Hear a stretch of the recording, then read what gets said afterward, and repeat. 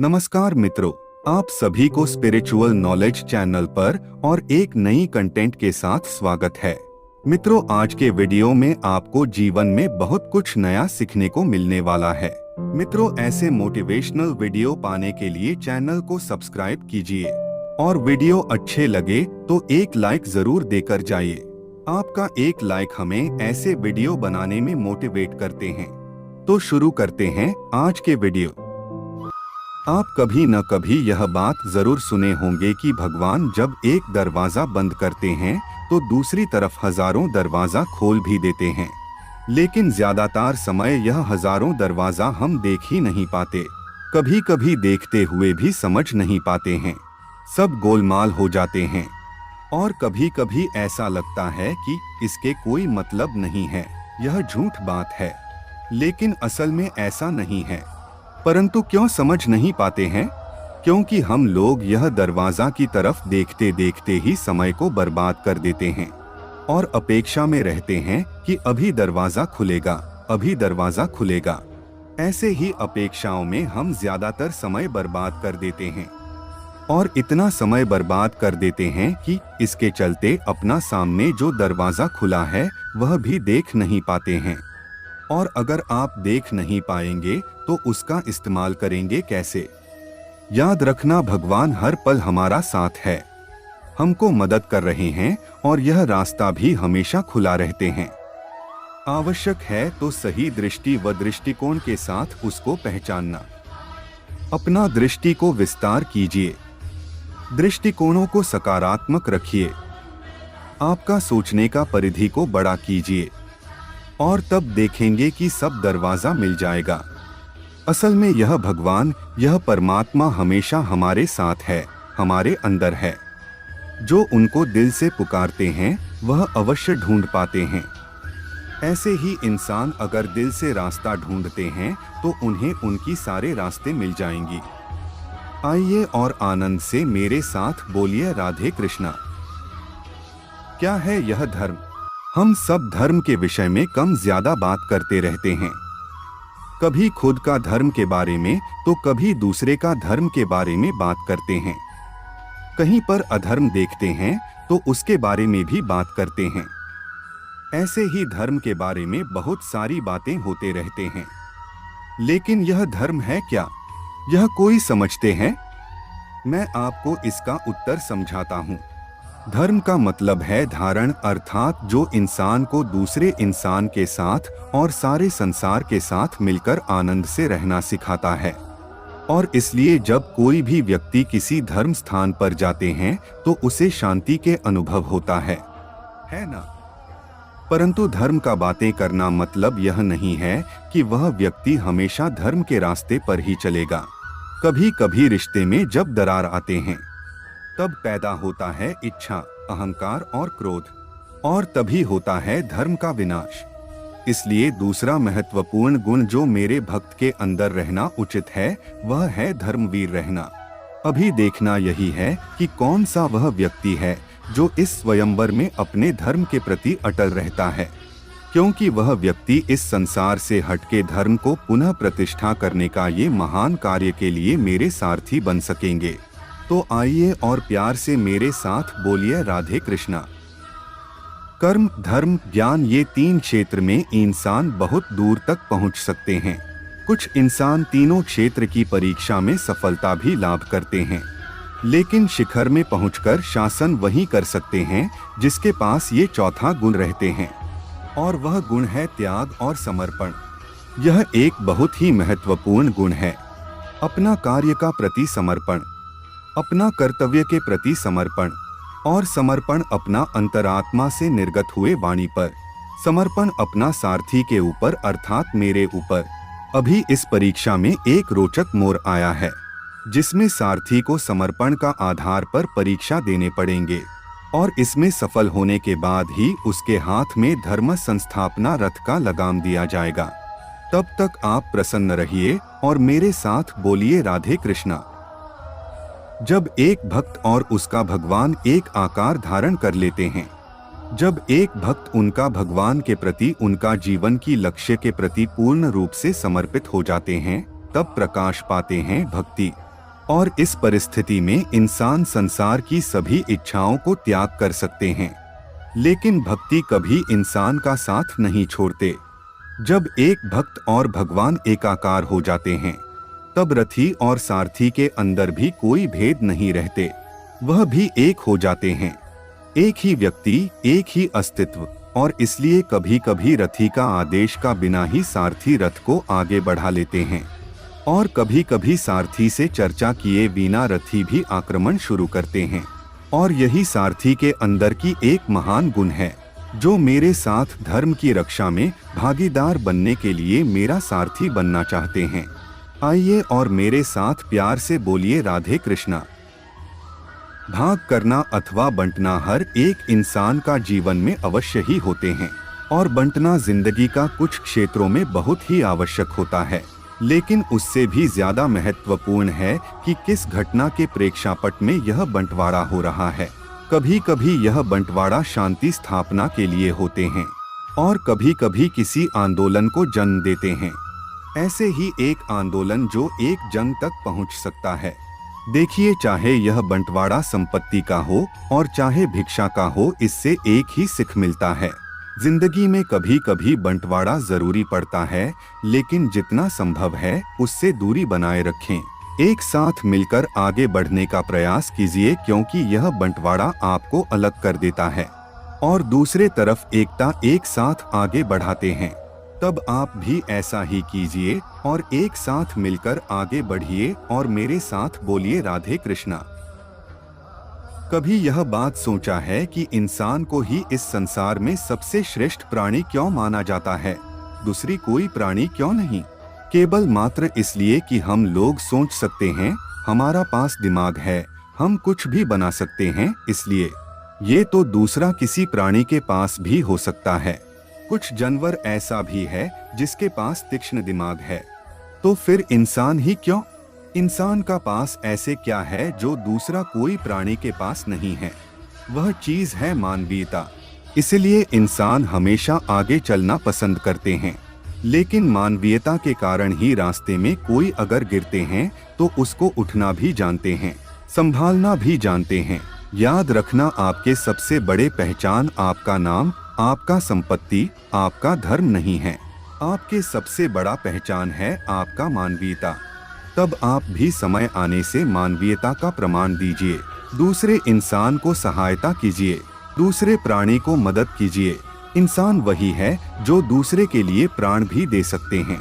इंसान वही है जो दूसरे इंसान का प्राणों की रक्षा करते हैं। आपके अंदर भी ऐसे मानवीयता को जागृति कीजिए और इस जिंदगी को जीना सीखें और प्यार से मेरे साथ बोलिए राधे कृष्णा। इस संसार में एक माता पिता के लिए उसके संतानों को दिया हुआ सबसे बड़ा उपहार क्या हो सकता है? ऐश्वर्य, धन दौलत, विषय संपत्ति, ना कि उसका अच्छे परवरिश।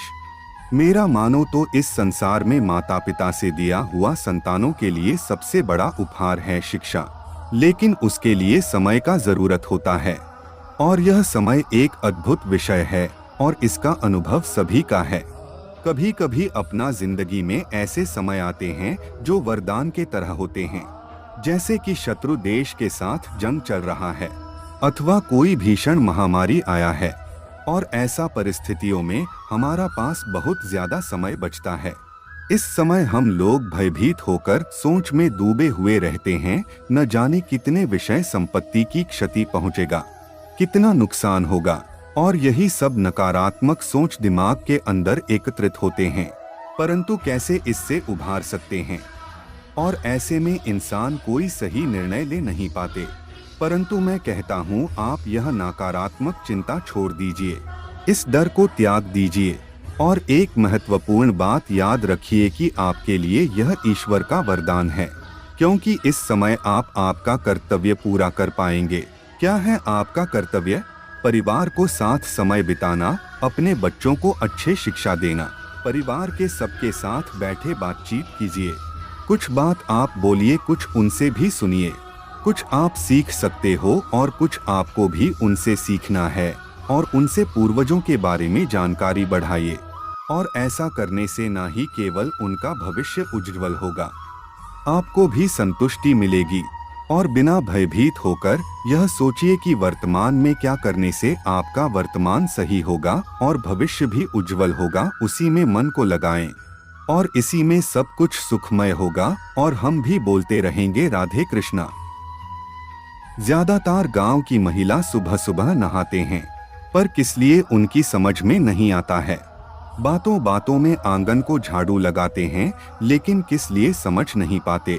बहुत सारे लोग इसे धार्मिक विषय बताते हैं और कोई इसे अंधविश्वास सोचते हैं, परंतु मैं अगर आपको सही बात बताऊं तो हर एक धर्म में ऐसा क्यों होता है, इसका पीछे कारण भी रहते हैं। ऐसे हर एक कार्य की पीछे विज्ञान की चेतना छुपा हुआ रहते हैं, लेकिन ज्यादा लोगों को यह पता ही नहीं है। और ऐसे में लोग क्या करता है, यह बहुत ही महत्वपूर्ण है। आज भी हम जब कहीं पर से कैसे भी घर वापस लौटते हैं तो माँ पानी रखते हैं और पहले ही बोलती हैं हाथ पैर मुख्य साफ कर ले, क्योंकि अगर आप साफ सुथरा रहेंगे तो आप स्वस्थ रहेंगे और बीमार नहीं होंगे। और जब आप स्वस्थ रहेंगे तब आपका अंदर भक्ति भाव के उन्मेष होगा और तब आप इस पूरे संसार को संभालने का ताकत अर्जित करोगे। इसलिए हमेशा साफ सुथरा रहें, तब बाकी चीज भी अच्छा रहेगा। आइए और प्यार से बोलिए राधे कृष्णा। मनुष्य का जीवन में स्वच्छता का एक अलग ही महत्व है। आप अगर अपने आप को स्वच्छ रखते हो तो आपको भी अच्छा लगेगा और आपका सामने वाला व्यक्ति को भी अच्छा लगेगा। एक अलग सा माहौल रहेगा। लेकिन ऐसा एक श्रेष्ठ व्यक्ति कैसे बन सकते हैं जिसके अंदर शिक्षा है, चेतना है, गुण है, जो सही कर्म करता है। कैसे बन सकता है ऐसे व्यक्ति जिसके अंदर हर प्रकार ज्ञान है। केवल मात्र साफ सुथरा रहने से तो यह संभव नहीं है। इसके लिए पहले ही आपको समझना है कि हर एक इंसान के अंदर 4 मूल तत्व रहता है। पहला है मनुष्य की शरीर, जिसके द्वारा वह सारे कार्य को संपन्न करता है। दूसरा है उसका मन, जिसके द्वारा किसी कर्म के लिए अपने को प्रस्तुत करते हैं। और तीसरा तत्व है दिमाग अथवा मस्तिष्क, जिसके द्वारा हम जो कार्य करना चाहते हैं, जो लक्ष्य में पहुंचना चाहते हैं, वह हम कौन सा मार्ग पर संपन्न करें, वह दिमाग द्वारा समझे जा सकता है। और चौथा तत्व है आत्मा। आत्मा ऐसा एक तत्व है जिसका कोई समाप्ति नहीं है, जो अजय अमर है, लेकिन इसको भी परिशुद्ध करना जरूरी होता है। यह 4 तत्व को शुद्ध रखिए, निर्मल रखिए। और वे कैसे संभव है? संभव शुभ चेतना से, सही ज्ञान का माध्यम से, और सबसे महत्वपूर्ण बात है प्रेम की माध्यम से। आइए और प्यार से मेरे साथ बोलिए राधे कृष्णा। इस संसार में सबसे महत्वपूर्ण तत्वों से ही एक है यह जल अथवा पानी। ये जल कोई भी ज्वलना दूर करता है, आग को भी बुझाने का क्षमता रखते हैं, अभिराम अभिचल गति से बहते रहते हैं। इसको कोई रोक नहीं पाता है। इसका रास्ता में रुकावटें पैदा करने से यह खुद का रास्ता खुद ही बना लेते हैं। नहीं तो ढूंढ लेते हैं, लेकिन कभी रुकते नहीं। इसलिए इस जल को महान तत्वों में से एक माना जाता है, जिसका और एक महत्वपूर्ण गुण है। जैसे इसका खुद का कोई रंग नहीं है, लेकिन जब बादल से बारिश का बूंदे बनकर धरती पर गिरते हैं तो साड़ी संसार को रंगीन बना देते हैं। जिधर सूखा है उधर हरे भरे धरती बना देता है और पहले से ही हरित क्षेत्र में अलग अलग रंगों का फूल से भर देते हैं ये जल। हमको भी यह जल जैसा बनना है। जल की जैसे कोई रंग नहीं है, हमें भी ऐसे ही कोई घमंड नहीं होना चाहिए। केवल मात्र संसार की यह कर्मधारा में बहते रहना है। इस संसार में श्रेष्ठ कर्म करते रहें, अच्छे कार्य करते रहें। तब इस संसार को यह बताने का जरूरत नहीं है कि आप कौन हैं, क्योंकि आप अगर अच्छे कर्म करते रहते हो तो इस संसार को अपने से ही आपके बारे में पता चल जाएगा और तब यह मन प्रसन्न होकर बोलेगा राधे कृष्णा। एक तरफ है अंगूर और दूसरा तरफ है किशमिश। देखा जाए तो दोनों ही सबको पसंद है। बच्चे से लेकर बूढ़े तक सबको किशमिश बहुत ही पसंद है। और देखा जाए तो यह किशमिश अंगूर से ही बनाए जाते हैं। अंगूर का यह दूसरा एक रूप है। लेकिन आप कभी बाजार जाकर पूछें कि अंगूर और किशमिश में किसका ज्यादा मूल्य है, आप भी शायद जानते होंगे किशमिश का कीमत अंगूर से कहीं गुना अधिक है, परंतु ऐसा क्यों है? इसका पीछा का कारण क्या है? एक तरफ है ताज़ा अंगूर जो पेड़ से निकलकर खा सकते हैं, और दूसरा तरफ है किशमिश जिसको सालों तक धूप में सुखाते हैं। एक तरफ अंगूर जिसमें रस भरा हुआ रहता है, दूसरा तरफ किशमिश मानो तो जिसे रस कुछ बचे ही नहीं। एक देखने में कितना कोमल, कितना अच्छा है, और दूसरे तरफ बिल्कुल ही अच्छे नहीं है, फिर भी उसका मूल्य ज्यादा है। परंतु ऐसे क्यों होता है? होता है क्योंकि वह अंगूर धूप को सहते हैं, मतलब कष्ट सहते हैं, तब जाकर इस अंगूर की किशमिश में रूपांतरण होते हैं। ऐसे संसार में भी जो व्यक्ति बहुत सारे कष्ट सहते हुए आगे बढ़ते हैं, उसको ज्यादा समझदार माना जाता है और उसको मूल्य भी समाज में ज्यादा होता है। आप भी जीवन में परिस्थितियों का सामना कीजिए, कष्ट कीजिए और आगे बढ़ते रहे और मेरे साथ बोलते रहें राधे कृष्णा। तो मित्रों, आज के लिए इतना ही। वीडियो अच्छे लगे तो लाइक, शेयर और चैनल को सब्सक्राइब करके सपोर्ट कीजिए। आपकी सपोर्ट हमें ऐसे वीडियो बनाने में मोटिवेट करते हैं। मिलते हैं अगले वीडियो के साथ। अच्छे रहिए, खुश रहिए। जय श्री कृष्ण।